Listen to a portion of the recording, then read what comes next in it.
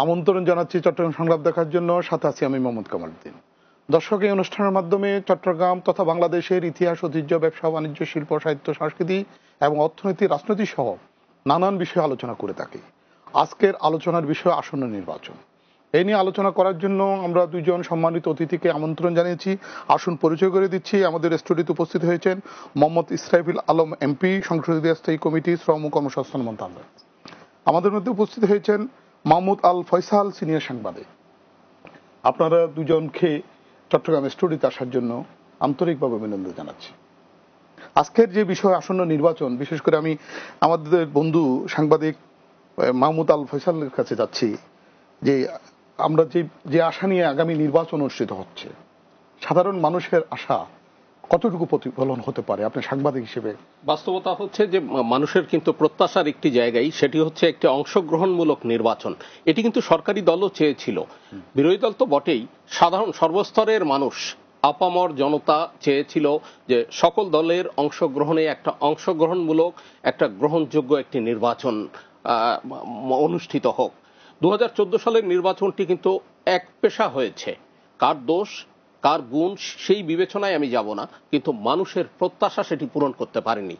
যেহেতু প্রত্যাশা পূরণ করতে পারেনি, মানুষের প্রত্যাশার জায়গাটা কি? সকল দল নির্বাচনে অংশগ্রহণ করবে এবং সকল দলের অংশগ্রহণের মধ্য দিয়ে একটি গ্রহণযোগ্য নির্বাচন হবে এবং সেই নির্বাচনে যারা অধিক আসনে জয়লাভ করবে তারা ক্ষমতায় যাবে, যারা কম আসনে জয়লাভ করবে তারা বিরোধী দলে থাকবে এবং সরকার বিরোধী দল মিলেই সংসদীয় গণতন্ত্রের চর্চার মধ্য দিয়ে দেশকে সামনের দিকে এগিয়ে নিয়ে যাবে। তো মানুষের এই প্রত্যাশার জায়গাটি গত 5 বছর ধরেই কিন্তু মানুষ এটি লালন করছিল। অর্থাৎ 2014 সালের যে নির্বাচনটি জাতীয়ভাবে হয়েছে, সেখানে একটা মেজরিটি পার্টি বিএনপির নেতৃত্বে অনেকগুলো দলই কিন্তু নির্বাচনের বাইরে ছিল। এবার এই 30 ডিসেম্বর যে নির্বাচন হতে যাচ্ছে, সেই নির্বাচনে কিন্তু এখন সকল দল সম্পৃক্ত হয়েছে, সামিল হয়েছে।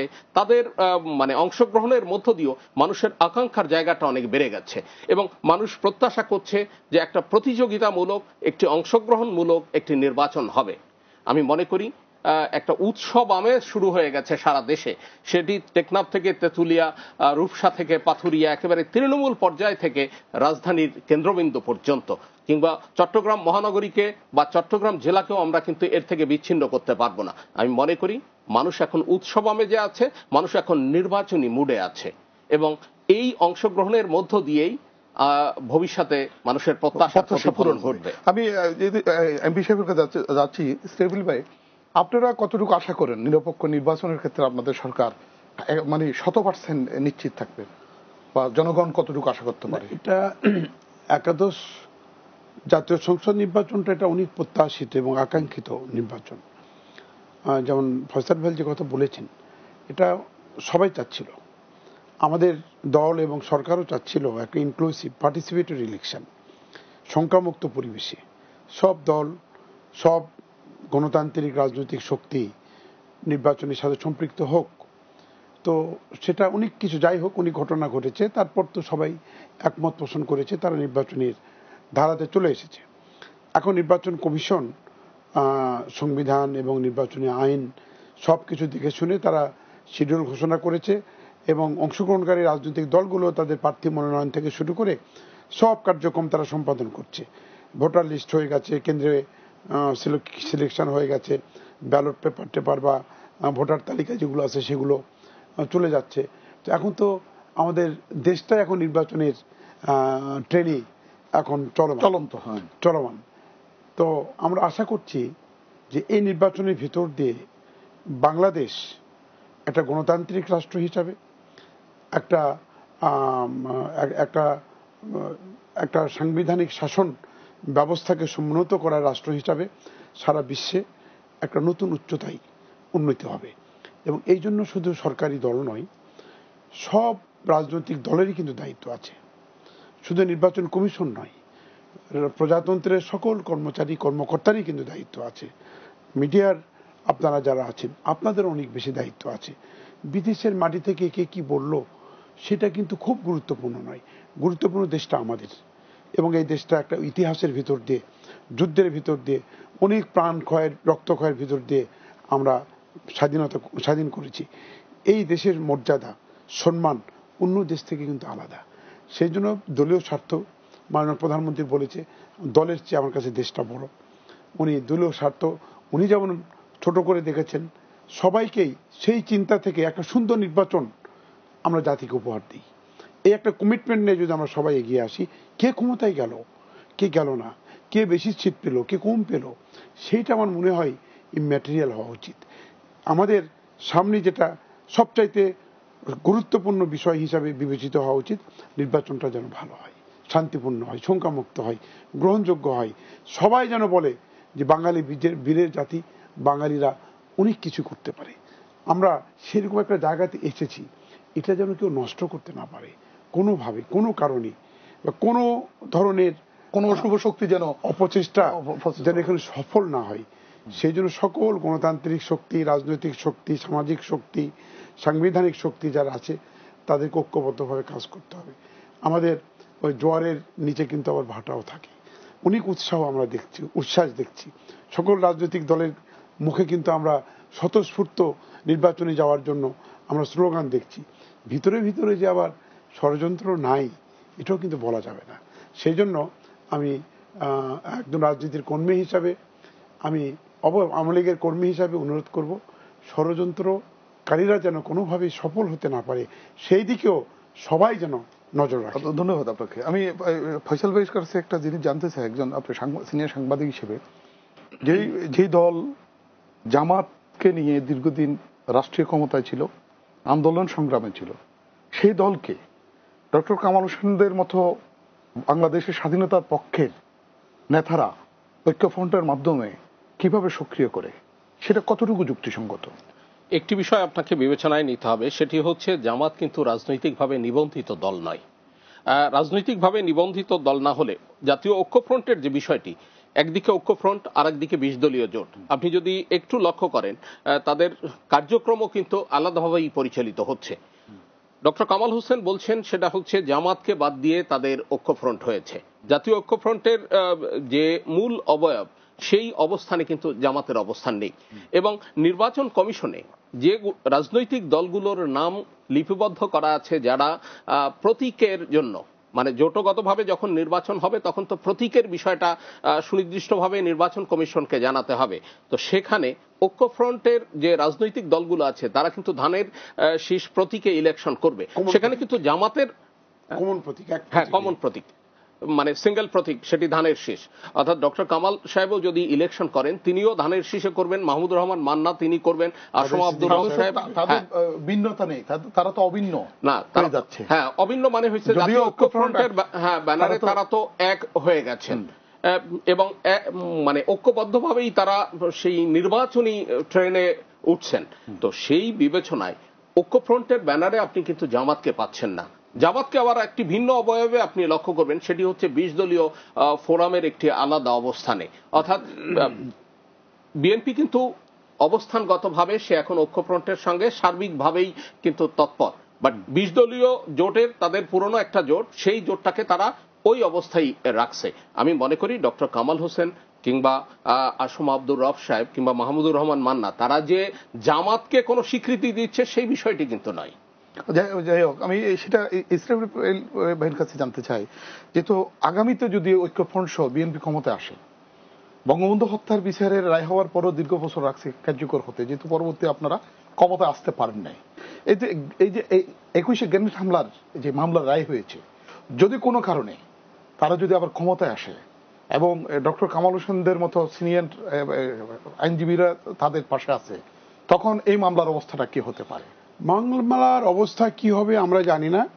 21শে আগস্টের গ্রেনেড হামলা বাংলাদেশের রাষ্ট্রীয় সন্ত্রাসের একটা সবচাইতে আলোচিত এবং মূর্ত জীবন্ত একটা প্রতীক। এই রাষ্ট্রীয় সন্ত্রাসের দ্বারা জাতির জনক বঙ্গবন্ধুর কন্যা, তার নেতৃত্বাধীন দল, যে দলের নেতৃত্বে বাংলাদেশ স্বাধীন হয়েছে, সেই দলের টোটাল নেতৃত্বকে ধ্বংস করার পরিকল্পনা বিচার হয়েছে। বিচারের রায়টা কার্যকর। বিরতির পরে আপনার বিস্তারিত আলোচনায় শুনবো, যেহেতু এটা আলোচনার বিষয়। দর্শক, একটু ছোট বিরতিতে যাচ্ছি, বিরতির পর আবারও ফেরত আসবো, ততক্ষণ আপনারা আমাদের সাথে থাকুন।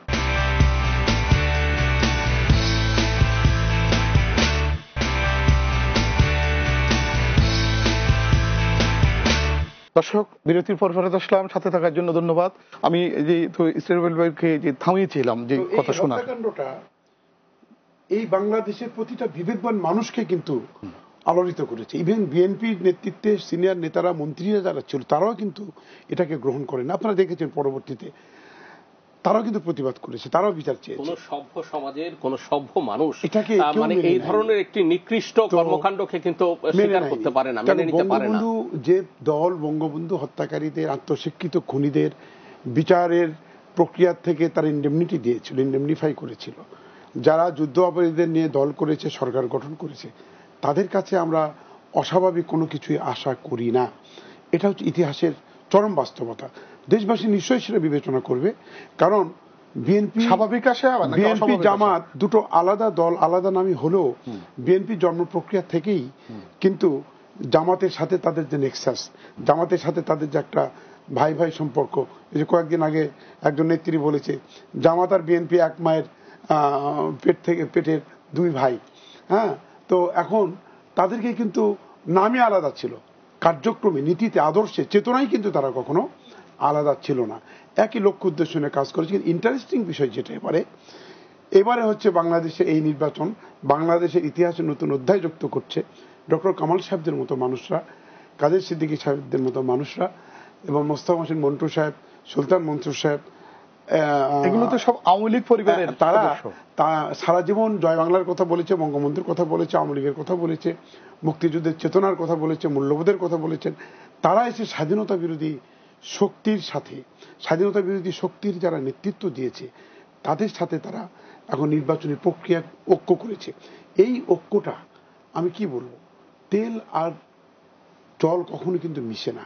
আমি মনে করি এটা একটা অবাস্তব ঐক্য, এটা একটা অস্বাভাবিক ঐক্য। তারপরে আমি শুভকামনা করি তাদের ঐক্যটা যেন টিকে থাকে, এই ঐক্যের ভিতর দিয়ে যেন সুষ্ঠু সুন্দরভাবে নির্বাচনটা হয়। নির্বাচনে জনগণ নিশ্চয়ই সবকিছু বিবেচনা করেই ভোট দেবে। বাংলাদেশের জনগণ এখন অনেক সচেতন, তারা বাংলাদেশের যে উন্নয়নের অগ্রযাত্রা, আপনি চিটাগাংয়ের কথা বলেন, চিটাগাং তো নতুন রূপে এখন রূপান্তরিত হয়েছে। এখন ইকোনমিক এবং আমাদের বাণিজ্যিক হাব বাংলাদেশের হলো চিটাগাং। বন্দরের সম্প্রসারণ, পরিবর্তন, আবার নতুন নতুন বন্দর হচ্ছে, এবং 4 লেন থেকে শুরু করে চিটাগাংয়ের জনগণ যে উন্নয়নটা দেখেছে, তাদের জীবনমানে যে উন্নয়ন হয়েছে, আমার তো মনে হয় আপনার চিটাগাংয়ের লোকজনই তো এই উন্নয়নকে কখনো অস্বীকার করবে না। কিন্তু আমি একটি বিষয় মনে করি, সেটি হচ্ছে ইসরাফিল ভাইয়ের আশঙ্কিত হওয়ার কিছু নাই। এখানে যদি আওয়ামী লীগ ক্ষমতায় না আসে, কিংবা সেটা হচ্ছে অন্য কেউ যদি ক্ষমতায় আসে, চট্টগ্রামের উন্নয়নকে তারাও কিন্তু মানে বিরত থাকতে পারবে না। কারণ চট্টগ্রাম এখন লাইফ লাইনের মতো। চট্টগ্রাম পোর্ট ঠিক আছে তো বাংলাদেশ ঠিক আছে, মানে এইভাবে যদি বিবেচনা করা হয় তো চট্টগ্রামকে কিন্তু কেউ অস্বীকার করে মানে জাতীয় উন্নয়নকে কিন্তু ত্বরান্বিত করা সম্ভব হবে না। কারণ আমদানি রপ্তানির যে পুরো প্রক্রিয়াটা এখনো মানে এর বেশিরভাগই হচ্ছে চট্টগ্রাম বন্দর কেন্দ্রিক। অর্থাৎ যে সরকারি ক্ষমতায় আসুক, সেটি আওয়ামী লীগ আসলে তো তারা যে সব প্রকল্প নিয়েছিল সেগুলো তারা কন্টিনিউ করবে, আর অন্যরা যদি আসে সেই ক্ষেত্রেও এই প্রকল্পগুলোকে অস্বীকার করবার কোনো স্কোপ নেই। চট্টগ্রাম বন্দরের যেমন মানে বিস্তৃতি ঘটাতে হবে, সেখানে বড় বড় জাহাজকে নিয়ে আসতে হবে, ডিপ সি করতে হবে, এই সার্বিক বিষয়গুলো কেউ কিন্তু অস্বীকার করতে পারবে না। আচ্ছা ফয়সাল ভাই, আরেকটা জিনিস, বিএনপির পক্ষ থেকে একটা কথা উঠেছে, 30শে ডিসেম্বরের নির্বাচন হলে বিভিন্ন তারা যুক্তি দেখিয়েছে, বিশেষ করে বিদেশি পর্যবেক্ষক যারা এবং আরো অন্যান্য যে সমস্যাগুলো কথা বলেছে, এটা কতটুকু যুক্তি না? একটা বিষয় হলো যে নির্বাচন যদি জানুয়ারিতে আরো 10 দিন যদি নির্বাচন পিছিয়ে দেওয়া হয়, সেই ক্ষেত্রে আমি মানে এর বিপক্ষে কোনো যুক্তি খুঁজে পাই না। কারণ আমাদের প্রায় জানুয়ারির শেষ পর্যন্ত এই সংসদের মেয়াদ থাকবে। অর্থাৎ সংসদের মেয়াদ যেদিন শেষ হয়ে যাবে 28 জানুয়ারি, সেই দিন থেকে পেছনের 90 দিনের মধ্যে আমার মনে হয় 15 দিন সময় রেখে, সেই ক্ষেত্রে 10-12 তারিখেও যদি নির্বাচনকে আরেকটু পেছানো হয়, অর্থাৎ বিএনপি এবং এই জাতীয় ঐক্যফ্রন্টের পক্ষ থেকে 1 মাস দাবি করা হয়েছিল, 1 মাস নির্বাচন পেছানোর দাবি করা হয়েছিল, সেখানে এই দাবির প্রেক্ষিতে 1 সপ্তাহ পেছানো হয়েছে। এখন 1 সপ্তাহের জায়গায় যদি আরো 10 দিন পেছানো হয়, আমি মনে করি না খুব বড় ধরনের কোনো পরিবর্তন পরিলক্ষিত হবে। এবং ইনক্লুসিভ যে নির্বাচনের কথাটি ইসরাফিল আলম সাহেব বলছেন, এটি কিন্তু এখন গণমানুষের প্রত্যাশা। আমার মনে হয় যে নির্বাচন যদি আরেকটু পিছায় সেই ক্ষেত্রেও সেটা হচ্ছে খুব একটা ব্যত্যয় ঘটবে বলে আমি মনে করি না। আচ্ছা, আরেকটা জিনিস আপনার কাছে সাংবাদিক হিসেবে আমি জানতে চাই, বিএনপি এর অফিসের সামনে নয়াপল্টনে যে ঘটনা ঘটেছে, অনাকাঙ্ক্ষিত ঘটনা, এটার জন্য দায়ী কারা? কি পুলিশ নাকি দলীয়ভাবে? আমি যদি বিবেচনাটা এইভাবে করি, সেটা হচ্ছে এক হাতে আপনি তালি বাজে না, আপনার দুটো হাত লাগবে। আমার মনে হয় এখানে সেটা হয়েছে কিছু মানে প্রশাসনের কিছু মানে পুলিশ প্রশাসনের কিছু অতি উৎসাহী লোকের কিছু আচরণ ছিল এবং বিএনপির কর্মীদেরও সংক্ষুব্ধ কর্মীদেরও একটা আক্রমণাত্মক ভূমিকা ছিল। অর্থাৎ দুই পক্ষের এখানে বাড়তি ভূমিকার কারণেই এই ধরনের একটি অপ্রীতিকর ঘটনা ঘটেছে এবং এটি অনাকাঙ্ক্ষিত। এটা দেশের মানুষ কিন্তু প্রত্যাশা করে না। দেশের মানুষ যে আশায় বুক বেঁধে আছে সেটি হচ্ছে একটি অংশগ্রহণমূলক এবং হ্যাঁ এটি উৎসব। এই ঘটনায় আমার মনে হয় যে আগামী নির্বাচনে এই ঘটনায় কি প্রভাব পড়তে পারে? এই নির্বাচন, এই ঘটনাটা নিয়ে আমরা শঙ্কিতও না, ভীতিও না, আতঙ্কিতও না, তবে আমরা সতর্ক হয়েছি যে নাশকতা ষড়যন্ত্রের প্রতিধ্বনি হিসাবে আমরা এটাকে চিহ্নিত করি, বিবেচনা করি এবং আমরা খুবই সতর্ক যে এই ধরনের ঘটনার ভিতর দিয়ে বাংলাদেশের নির্বাচনী যে যাত্রা এটাকে যেন ব্যাহত করা না হয়। আর একটা কথা বলেছেন, নির্বাচন 30শে ডিসেম্বর। 30শে ডিসেম্বর নির্বাচন করার অনেক যৌক্তিক কারণ আছে। জানুয়ারি মাস তো আমাদের ইয়ার এন্ডিং মান্থ, এই সময় পরীক্ষা টরীক্ষা আছে, অনেক কাজ আছে, অনেক ইয়ার এন্ডিং ইভেন্ট হয়।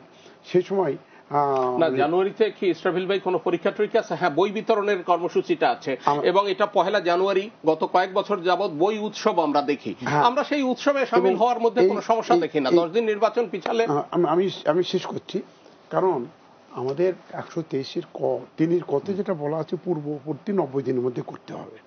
স্বাভাবিকভাবে মেয়াদ শেষ হয়ে গেলে আবার আপনার আমাদের হচ্ছে 72-এ যেটা বলা আছে, প্রথম দিন থেকে অধিবেশনের প্রথম দিন থেকে আপনার 5 বছর পড়ার সাথে সাথে অটোমেটিক্যালি সংসদ বিলুপ্ত হয়ে যাবে।